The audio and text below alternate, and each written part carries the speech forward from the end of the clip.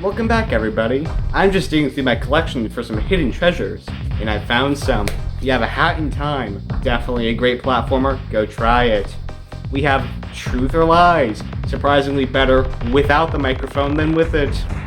We have Lego Dimensions, it's a fun game with lots of Easter eggs. And lastly, Super Mario Galaxy 2. Now, to be honest, I'm not a really big fan of this game.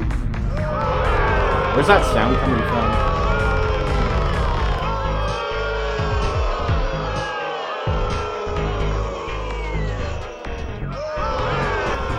Look at that! All my friends are rage quitting and I pissed off the entire town! What a great way to start a YouTube channel. I hope I don't make things worse by saying I like 3D Land better.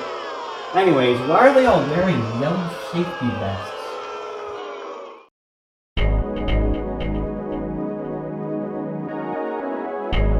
Let's do this.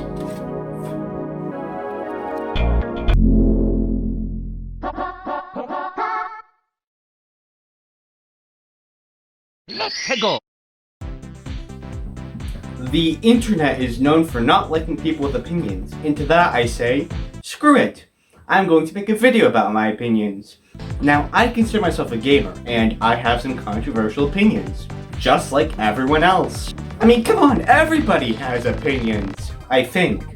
I mean, that's what the Wikipedia article said. Anyways, like I said, I do not really care about the Galaxy series. I know, right? Never thought you'd heard anybody say that. But yeah, I mean, these are good games and all, but I'm just not as interested in it. I think it's because of this. It's weird to hold, only has one joystick, and it doesn't have as many buttons as the PS3 and Xbox 360. Oh, and the motion controls are just a selling point. They don't work properly. This controller just makes this game feel wonky, and that ruins the experience for me. I had high hopes recently playing this game for the first time, but I didn't enjoy it as much as I was hoping. And, like I said, I much prefer 3D Land's less circular and tighter controls. Although I will admit, playing this on a Switch with a Pro Controller is far more tolerable, but just not my favorite. I think I'd rather play Odyssey more than Galaxy. But I will admit, I always prefer Galaxy music. It's the best in the series and nothing beats it. Just take a listen.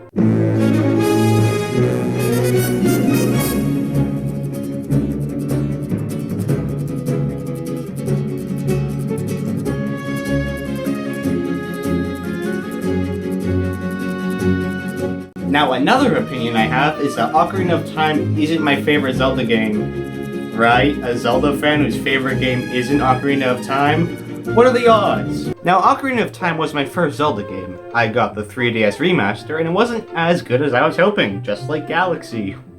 I've heard everyone saying only positive things about this game and said, why not give it a try? Since it was on 3DS, there were gyro controls, making it more complicated and made it impossible to play in the backseat of a car. Also, as much as I find Navi funny, just please shut up. Oh, and I thought these people were ugly. To be honest, I'd much rather 2D Zelda games like A Link to the Past and Link's Awakening. And then there is Breath of the Wild, which is the best Zelda game, period. Now, I still like Ocarina of Time, and I even have a playable ocarina from the game, but I just find Breath of the Wild better. But out of everything, there's one factor that completely ruins the experience. The Water Temple. This son of a bitch is an absolute nightmare. Normal boots, metal boots, normal boots, raise the water, metal boots. Ah! But like the Galaxy soundtrack, this is pretty good too. Oh, listen to that, a cheer track. That means that my fans now love me and will completely overlook the fact that my next opinion is that Sword and Shield is actually good. Now, I've played my fair share of Pokemon games, including critically acclaimed Pokemon Gold from the Game Boy on my 3DS. And I have to admit, I like what Game Freak did with Sword and Shield. Now, I'm not the biggest Pokemon fan in the world, but I enjoyed this. Now, people argue that this game looks ugly and the animations are half done, and yes, I get it, the Pokemon don't move like they do in the anime. But when you play this in your second language in handheld mode, it's not all a problem. Although I am sad that Mega Evolution's gone. I have some in the chat for Mega Swampert. But I have to say, I like Dynamax battles. I mean, come on, Pokemon Godzilla fights, that's fucking awesome. And as someone that has visited England in person, it was really cool seeing some of these places greatly recreated. I mean, this snow town is based off of Baths, England, and I stood at the exact place in which this pool was based off of. And the idea of gym battles being broadcasted as huge events is brilliant. Not just 5 or so people watching from bleachers like in Let's Go. What's up with that? And then there's a wild area. Man, do I love this. Just a huge open world with Pokemon and other trainers running around. And of course, way too OP Pokemon you can encounter at the start. Good luck catching one of them. If only Kalos was included like the rumors said, then this game would be even better. Now this isn't my favorite Pokemon game, but it's not my least favorite, so it's pretty good. Now if you don't like this game, then I respect that. If you do like it, then good for you. We're not here to start battles, we're just here to have fun, right? But this next opinion might trigger a lot of people. I don't like Donkey Kong Country that much. In fact, I'd rather play any other platformer but Donkey Kong Country. Would it kill me to say I like Rayman Legends more?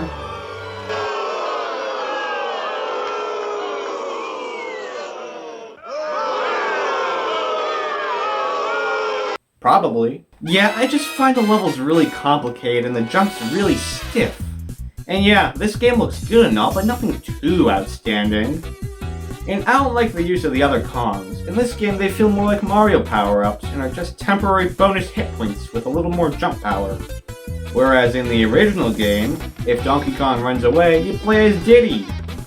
There are also less animal friends in this game, having only the Rhinoceros Rambi and Squawks. You have to pay for them. Where's Espresso, or Winky, or On Guard? Also, lots of these jumps are so precise and make the level a pain to play. Also, let's talk about the villains. K. Rool will always be the best and most threatening Donkey Kong villain. I mean, you fight a bunch of crocodiles before fighting the King Alligator. That's both dangerous and epic. With this hunk, we only see his silhouette at the beginning and fight him at the end. His army mostly consists of penguins.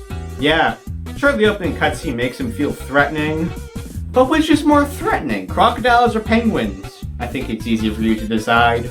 Another thing that really bothers me is when people call NBA 2K just 2K. Let me explain. 2K is a developer studio that made some pretty smacking games, like Bioshock, Borderlands, XCOM Civilization, and frickin' Carnival games. It hurts to see that name just to be associated with basketball for most people. Yeah, sure, basketball is very easy to understand and less complicated than the plot of Bioshock Infinite, but is it really better than the work of art that game is? See what I mean? This is just plain silly. Lastly, I think that all first-person shooters are the same. Pretty controversial, am I right? There are mainly 3 types of first-person shooters. Gritty and shoot people, gritty and shoot paranormal creatures, or cartoon and shoot paranormal. That's really about it. Like look, which one is from Halo and which is from Gears of War? Trick questions, they're both from Call of Duty. Sure, some people can also say... Excuse me for one sec. Hello? Wait, aren't all 3D platformers the same as well? Okay, but look at these 2 photos. 2 completely different environments in the same game. Lots of 3D platformer characters have different moves and attack options.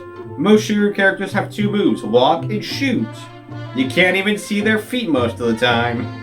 Okay, I think that's enough opinions for today. Now don't get offended by anything I just said, because I'm just a high schooler making YouTube videos. I'm not sure what I'm saying. But the big question is, when's the next Donkey Kong coming out? It's been 6 years since the last one.